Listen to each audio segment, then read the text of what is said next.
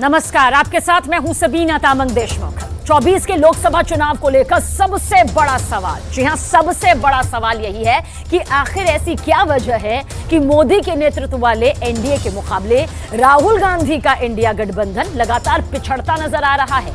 क्या मोदी की लहर एक बार फिर विरोधियों के गठबंधन पर हावी हो चुकी है?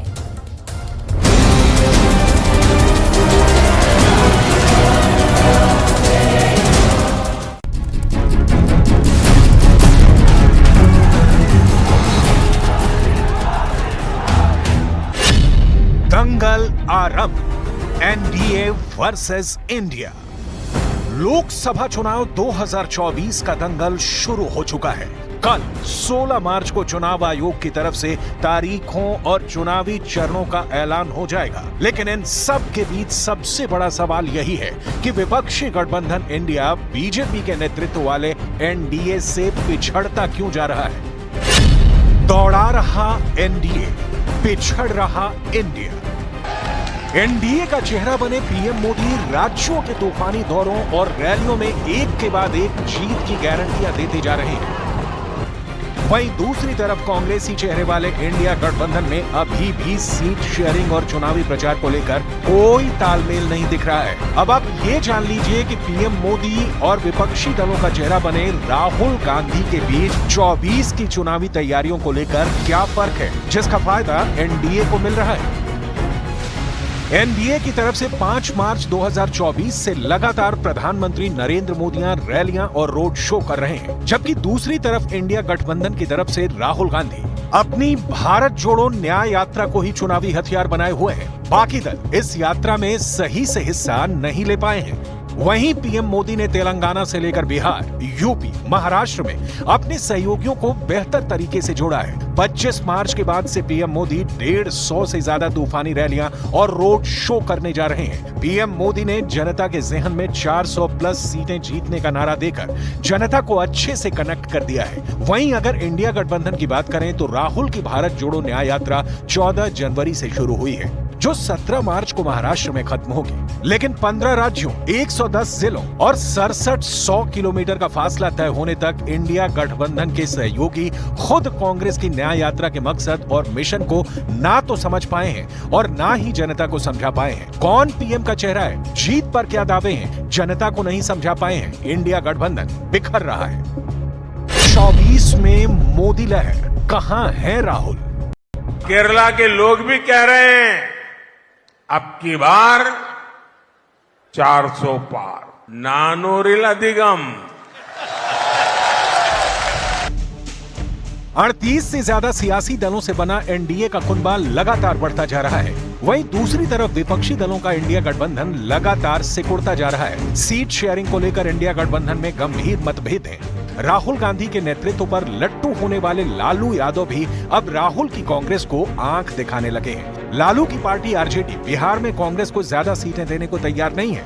वहीं दूसरी तरफ एनडीए में पूरी तैयारी के साथ जनता के बीच अपने मुद्दे और मिशन के साथ चुनाव प्रचार में जुटी है। जरा देखिए क्या है बीजेपी के नेतृत्व वाले एनडीए के मुद्दे। प्रधानमंत्री नरेंद्र मोदी लगातार जनता को सबका साथ, सबका विकास की गारंटी दे रहे हैं। सीएए को लेकर एनडीए की तरफ से साफ हो चुका है, सीएए एक बड़ा क्रांतिकारी कदम साबित होने जा रहा है। राम मंदिर का उद्घाटन करके पीएम मोदी ने बहुत बड़े वर्ग का प्रचंड विश्वास जीत लिया है। आर्टिकल 370 की कामयाबी देखकर कश्मीर से लेकर कन्याकुमारी तक पीएम मोदी की तारीफ हो रही है। मुफ्त राशन ने 80 करोड़ लोगों का विश्वास एनडीए पर और बढ़ा दिया है। विश्व की तीसरी अर्थव्यवस्था को लेकर देश के भरोसे में जबरदस्त इजाफा हुआ है। महिला आरक्षण कानून एनडीए का बड़ा कदम माना जा रहा है। पीएम मोदी ने विरोधियों के परिवार वाले बयान को मोदी का परिवार बताकर जबरदस्त हमला किया है, जिसका क्लियर मैसेज जनता तक पहुंचा है। मेरा पल पल सिर्फ और सिर्फ आपके लिए होंगे। 140 करोड़ देशवासी, यही मेरा परिवार है। इंडिया गठबंधन के पास एनडीए के मुद्दों का सटीक तोड़ नहीं है। यही वजह है कि न्यूज 18 मेगा ओपिनियन पोल में एनडीए को बम्पर जीत मिलने का अनुमान लगाया गया है। जरा देखिए 543 सीटों में से एनडीए को 411 सीटें मिलने का अनुमान है। वहीं इंडिया गठबंधन को 543 में से सिर्फ 105 सीटें मिलने का अनुमान है, जबकि अन्य के खाते में 543 में से 27 सीटें आ रही हैं। 2024 के लोकसभा चुनाव में न्यूज 18 के मेगा ओपिनियन पोल के मुताबिक इंडी गठबंधन का सफाया होने जा रहा है और प्रधानमंत्री नरेंद्र मोदी लगातार तीसरी बार देश के प्रधानमंत्री बनेंगे, ऐसा अनुमान है।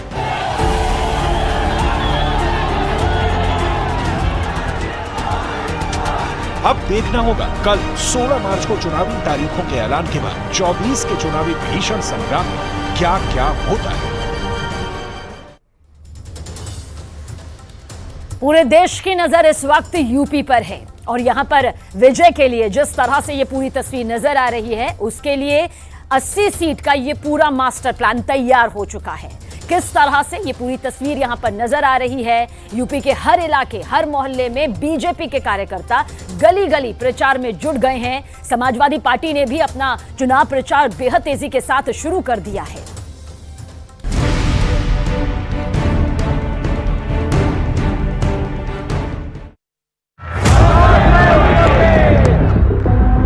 आज पूरे यूपी की जनता कह रही है, यूपी प्लस योगी बहुत है उपयोगी। यूपी प्लस योगी। बीजेपी अकेले ही बहुत बड़ी चुनावी मशीन है और जब योगी मोदी साथ साथ चुनावी मोर्चे पर उतरते हैं तो विरोधियों के पास खड़े होने की जमीन भी नहीं बचती है। साल 2019 के लोकसभा चुनाव और साल 2022 के विधानसभा चुनाव की ही तरह 2024 में भी मोदी और योगी की सबसे कामयाब जोड़ी यूपी के चारों कोनों में मोर्चेबंदी के काम में लग चुकी है। प्रधानमंत्री नरेंद्र मोदी अपने संसदीय सीट वाराणसी के अंदर पिछले 3 हफ्तों में 2 बड़े दौरे कर चुके हैं। यूपी के कई जिलों में पिछले कई महीनों से प्रधानमंत्री नरेंद्र मोदी दौरे कर रहे हैं और वो कई लोकार्पण कार्यक्रम में हिस्सा ले चुके हैं। समाजवादी पार्टी का सबसे मजबूत किला आजमगढ़ को ढाने के प्लान पर बीजेपी ने जी जान लगा दिया है, तो वहीं आजमगढ़ में सुहलदेव यूनिवर्सिटी का भी लोकार्पण हुआ है। आजमगढ़, जहां पर 10 की 10 विधानसभा सीटों पर अखिलेश यादव की पार्टी काबिज है। प्रधानमंत्री मोदी ने एक बड़ी रैली की है। न्यूज 18 मेगा ओपिनियन पोल के यूपी सर्वे में बहुत चौंकाने वाले नतीजे सामने आने के संकेत मिल रहे हैं। उत्तर प्रदेश की 80 में से 77 सीटें एनडीए को मिलने का अनुमान है, जबकि इंडिया गठबंधन को 2 सीटें मिलने का अनुमान है, जबकि अन्य के खाते में 1 सीट आ सकती है। यूपी में एनडीए को 57% वोट मिलने का अनुमान है, वहीं इंडिया गठबंधन को 26% वोट मिलने का अनुमान है और अन्य को 17% वोट मिलने का अनुमान है। यानी 2024 में यूपी के अंदर मोदी और योगी की जोड़ी जीत के सारे पुराने रिकॉर्ड तोड़ सकती है। साल 2024 में यूपी में एनडीए को 73 सीटें मिली थी। साल 2019 में यूपी में एनडीए को 64 सीटें मिली थी और न्यूज 18 मेगा ओपिनियन पोल के मुताबिक 2024 में बीजेपी को 77 सीटें मिल सकती हैं। अगर यह ओपिनियन पोल सही साबित हुआ तो अब तक यूपी में बीजेपी की सबसे बड़ी ऐतिहासिक विजय होगी। यूपी के ओपिनियन पोल में सबसे बड़ी बात यह है कि बहुजन समाज पार्टी को सिर्फ 1 सीट मिलने का अनुमान है और कांग्रेस समाजवादी पार्टी के गठबंधन को 2 सीटें मिल सकती हैं। कांग्रेस पार्टी यूपी में अब तक की सबसे बड़ी चुनौती झेल रही है, क्योंकि अमेठी पर कांग्रेस ने अब तक उम्मीदवार घोषित नहीं किया है और रायबरेली में इस बार सोनिया गांधी मैदान में ही नहीं है। समाजवादी पार्टी के बागी नेता मनोज पांडे लगातार रायबरेली के उच्चाहार सीट से चुनाव जीतते आए हैं। ऐसे में अगर बीजेपी मनोज पांडे को रायबरेली लोकसभा सीट से उम्मीदवार बनाती है तो कांग्रेस के लिए ये सीट भी जीतना काफी मुश्किल हो जाएगा। कई एक्सपर्ट तो ये मानते हैं कि 2024 लोकसभा चुनाव में यूपी से कांग्रेस एक भी सीट नहीं जीत पाएगी। नोट करने वाली बात यह भी है कि बीजेपी को यूपी में 50% से भी ज्यादा वोट मिलने का अनुमान लगाया जा रहा है। 2014 के लोकसभा चुनाव में बीजेपी गठबंधन को करीब 42% वोट मिला। 2017 के विधानसभा चुनाव में बीजेपी गठबंधन को करीब 40% वोट मिला। 2019 के लोकसभा चुनाव में बीजेपी गठबंधन को करीब 50% वोट मिला। 2022 के विधानसभा चुनाव में बीजेपी गठबंधन को करीब 41% वोट मिला। लेकिन न्यूज 18 मेगा ओपिनियन पोल का अनुमान है कि बीजेपी गठबंधन को 2024 के लोकसभा चुनाव में करीब 57% वोट मिल सकते हैं। इस आंकड़े से अनुमान लगता है कि मोदी और योगी चुनावी बंदोबस्त और राम मंदिर की प्राण प्रतिष्ठा का क्या राजनीतिक असर पड़ने वाला है। 2024 में ही अब तक 5 बार तमिलनाडु की यात्रा कर चुके हैं प्रधानमंत्री नरेंद्र मोदी। दक्कन में जीत की गारंटी पक्की करने के लिए पीएम मोदी ने आज तेलंगाना के मलकाजगिरी में रोड शो भी किया। बीजेपी का दक्षिण प्लान किस लेवल पर काम कर रहा है, इस बात की गारंटी खुद प्रधानमंत्री नरेंद्र मोदी का दक्षिणी राज्यों का दौरा है, जो धुआंधार जारी है।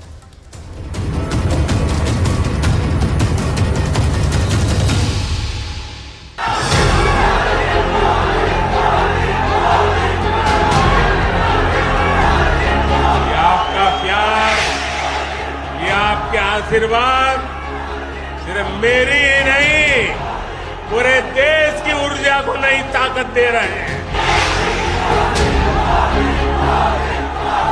उत्तर, पूरब या पूर्वोत्तर ही नहीं, अब की बार बीजेपी दक्कन में भी विजय पताका फहराने की तैयारी में है। प्रधानमंत्री नरेंद्र मोदी ने दक्षिण भारत, खासकर केरल और तमिलनाडु में जिस तरह से सभाओं का रेला लगा दिया है, वो बीजेपी का अब तक का सबसे बड़ा दक्कन अभियान माना जा रहा है।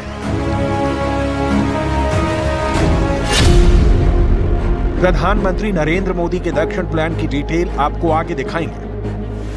उसके पहले केरल में प्रधानमंत्री नरेंद्र मोदी ने जो कहा, उसे बहुत ध्यान से सुनने और समझने की जरूरत है, क्योंकि प्रधानमंत्री नरेंद्र मोदी का दक्षिण भारत के राज्य तमिलनाडु, कर्नाटक, आंध्र प्रदेश, केरल और तेलंगाना का 15 से 19 मार्च का दौरा बीजेपी के सपने को साकार करने के लिए काफी अहम है। इन लोगों की हिस्ट्री घोटालों की है। इन लोगों की राजनीति का आधार लोगों को लूटने के लिए सत्ता में आना है। दक्षिण भारत में लोकसभा की कुल 131 सीटें आती हैं, जिसमें तमिलनाडु में 39, कर्नाटक में 28, आंध्र प्रदेश में 25, केरल में 20, तेलंगाना में 17, लक्षद्वीप और पुडुचेरी में एक सीट है। 2019 लोकसभा चुनाव का रिजल्ट देखें तो बीजेपी ने यहां 29 सीटों पर कब्जा किया था, लेकिन कर्नाटक और तेलंगाना को छोड़कर उसका खाता कहीं नहीं खुला। आंध्र प्रदेश में चंद्रबाबू नायडू और पवन कल्याण के एनडीए गठबंधन में शामिल होने के कारण इस बार बीजेपी को दक्षिण भारत के इस राज्य से भी काफी उम्मीदें हैं। बीजेपी को पिछले लोकसभा चुनाव में केरल में 13% और तमिलनाडु में 3.62% वोट मिले थे, लेकिन ये सीटों में कन्वर्ट नहीं हो पाया था। कर्नाटक में बीजेपी की जमीन पहले से ही बहुत मजबूत है, लेकिन यहाँ बीजेपी ने सधी हुई चाल चली है और जेडीएस से समझौता किया है। जेडीएस वोक्कालिंगा वोट की सियासत करती है और बीजेपी लिंगायत की, लिहाजा दोनों बड़े समुदाय के वोट को साधने की तैयारी है। लेकिन कर्नाटक नहीं, बीजेपी की असली चुनौती केरल और तमिलनाडु में है। इन दो राज्यों में जीत का परचम फहराने के लिए बीजेपी ने कौन सा फुल प्रूफ प्लान तैयार किया है, उसकी डिटेल आगे दिखाएंगे। उसके पहले प्रधानमंत्री नरेंद्र मोदी को सुनिए। यहां आपके सामने कांग्रेस वाले लेफ्ट सरकार को फांसीवादी कहते हैं और कम्युनिस्ट पार्टी के लोग कांग्रेस को घोटालेबाज पार्टी कहते हैं, और फिर दिल्ली में ये लोग आपस में मिलकर गठबंधन कर लेते हैं। केरल में बीजेपी को लगता है कि इस बार लेफ्ट फ्रंट और कांग्रेस के राष्ट्रीय स्तर पर एक साथ होने और केरल में अलग अलग लड़ने का नकारात्मक संदेश राज्य की जनता में जा रहा है। ईसाई समुदाय में बीजेपी लगातार अपनी पैठ बढ़ा रही है, जिसका फायदा हो सकता है। तमिलनाडु में एआईएडीएमके के 2 खेमों में बंट जाने और सनातन आस्था को लेकर राज्य की सत्तारूढ़ पार्टी डीएमके के नेताओं के बयानों से राज्य की जनता में गुस्सा बढ़ रहा है। न्यूज 18 मेगा ओपिनियन पोल में भी बीजेपी के पक्ष में पलड़ा झुकता दिख रहा है।